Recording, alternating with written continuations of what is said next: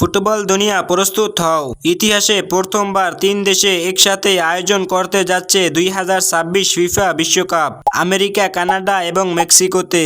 ইতিহাসে এই প্রথম মোট ৪৮ দলে ১০৪টি ম্যাচ খেলবেন, সেটাও ৩ দেশে। তো আজকের ভিডিওতে আপনারা জানতে পারবেন বিশ্বকাপ অনুষ্ঠিত ম্যাচ এবং কোয়ার্টার ফাইনাল, সেমিফাইনাল ও ফাইনাল কোন কোন দেশে কোন কোন স্টেডিয়ামে অনুষ্ঠিত হবে। টুর্নামেন্ট শুরু হবে ১১ই জুন মেক্সিকো সিটির কিংবদন্তি স্টাডিও আজটেকা স্টেডিয়ামে।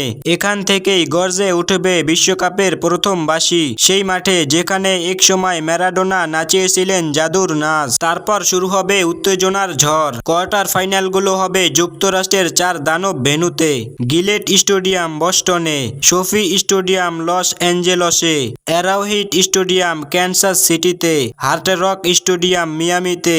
৪ শহর, ৪ যুদ্ধ ক্ষেত্র। এরপর যে ২ যুদ্ধ হবে তা ইতিহাসে লেখা থাকবে আগুনে।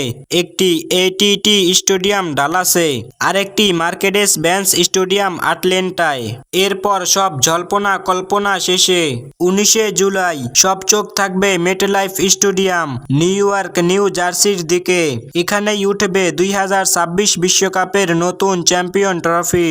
এটা শুধু এক ম্যাচ না, এটা ফুটবল সাম্রাজ্যের রাজ্যাভিষেক। আপনি কাকে দেখছেন ২০২৬ বিশ্বকাপের চ্যাম্পিয়ন হিসেবে? কমেন্ট করে জানাতে ভুলবেন না।